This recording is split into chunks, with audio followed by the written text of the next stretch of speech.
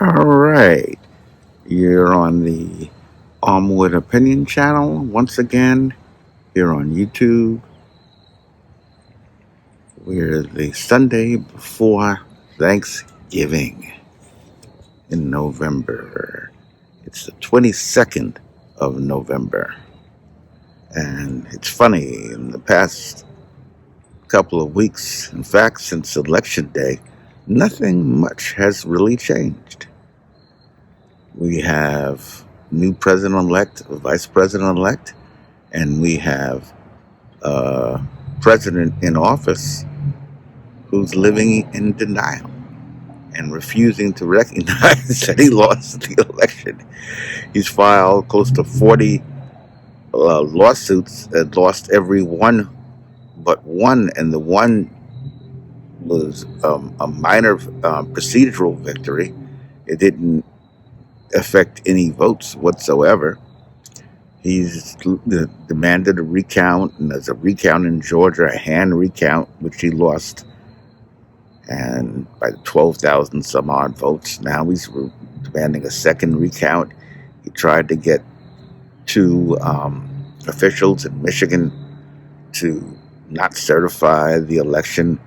He invited them to the White House, clear tampering trying to tamper with election results, violating federal law. And they're not stupid. They're Republicans, but they're not stupid. They didn't do it.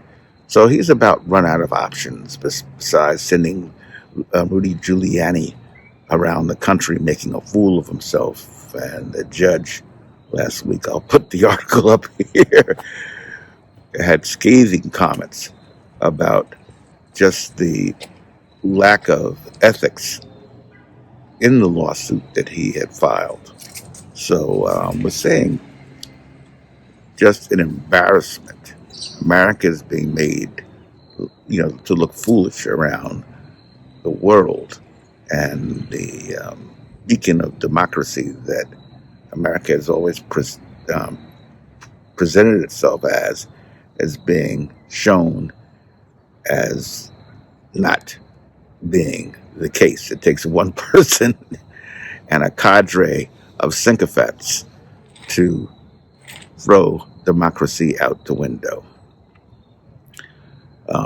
We have racist attacks being levied in the Georgia runoff campaign against both Reverend Warnock and John Ossoff. Campaign run stereotypical racist anti-Semitic tropes, extending his nose in commercials, making false claims about Warnock's religious beliefs, but he's quoting the Bible.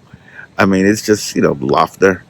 And both of these candidates are candidates engaged in insider trading, which conveniently Congress has not made illegal, though if it was anybody else, it would be illegal. They found out information about the virus and publicly said there was nothing, serious about it, while they sold stocks and bought other stocks and made money directly off their insider knowledge about the virus. And, a lot of people, a lot of Republicans, they don't care. They really don't care, because their loyalty to the Republican Party is really about tribalism. It's not about really any sophisticated interest-based political analysis. It's tribalism.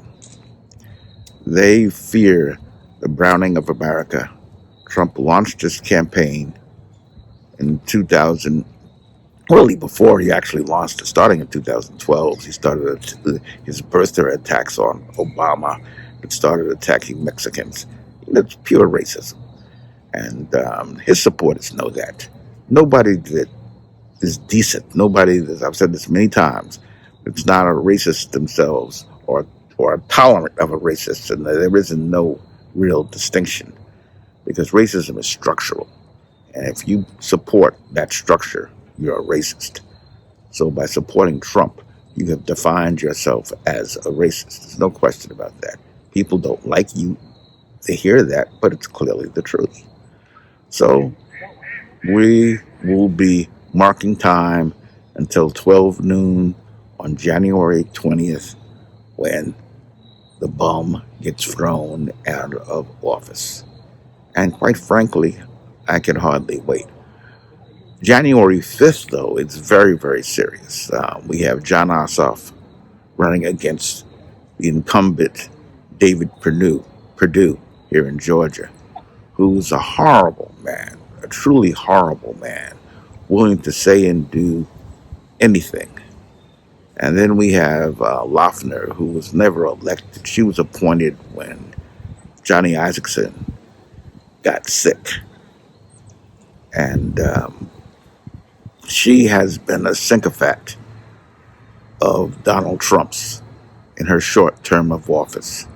So hopefully Reverend Warnock can throw her out. And he's like 1 point ahead in the polls. But her campaign and the Republican Party have been launching very, very bigoted and racist attacks on Warnock. And, the same type of ads they ran against Barack Obama, trying to associate Warnock with the Chicago minister, Obama's former minister, Jeremiah Wright, not understanding what Wright was saying, not understanding its biblical grounding, not knowing anything about liberation theology. And, you're in Georgia. That's one of the problems. You got people like Loeffner and Perdue that are not the most sophisticated people in the world. And they're not above the old-fashioned racist techniques of voter suppression. They have a governor who's engaged in them before. In fact, before he was governor, he won office as Secretary of State by engaging in those tactics, voter suppression tactics against Stacey Abrams. But Ms. Abrams has been working very hard, working nationally, to fight voter suppression. And I really have to take my hat off to her. She has really been wonderful. She's a brilliant woman, a great strategist, and the Democratic Party is lucky to have her. She's working very hard on these two races. These two races will determine who controls the U.S. Senate moving forward. And without control of the Senate, the Democrats will not be able to pass legislation because Mitch McConnell, the Republican senator and right now Senate Majority Leader from Kentucky, has vowed since Obama was put in office in 2008 that he will oppose any bit of Democratic legislation that comes through. Since May, he's been opposing to renew aid for people, his own people, who are suffering because of the pandemic. The Democrats passed a bill in the House of Representatives in May to give aid to the needy, to small businesses who are being hurt by this pandemic, which Trump refuses to do anything about. And Mitch McConnell has refused to even allow the legislation to come to the floor in the Senate and be debated. He doesn't want the American people to see how practical, how necessary, how good this legislation is, how much it'll help them. No, he wants power for himself. He's a greedy man. I call him Turtle Man because he looks like one. He has a long shriveled neck like a turtle and his hands are shriveled up. He looks satanic. I hate to say that, use that word, but there is no way to describe him. You know, Mitch McConnell is the living embodiment of evil, as is Donald Trump. What a cabal that we're dealing with. All I can say is, what a cabal. Anyway, that's going to be it for today. Nothing much has changed. If you live in Georgia, make sure you're registered. Request an absentee ballot. I've done that already myself for the January 5th runoff. If you live outside of Georgia, pour some money into the state to help Reverend Warnock and John Ossoff. I've had a number of conversations with John Ossoff. I worked on this congressional campaign in 2018. He's a really good man. Reverend Warnock sits in the pulpit where Martin Luther King preached at Ebenezer Baptist. I believe beforehand he was in New York under Calvin Butts at Abyssinia Baptist in New York, up on 138th Street and Adam Clayton Powell Boulevard. So that was the pulpit that Adam Clayton Powell was in.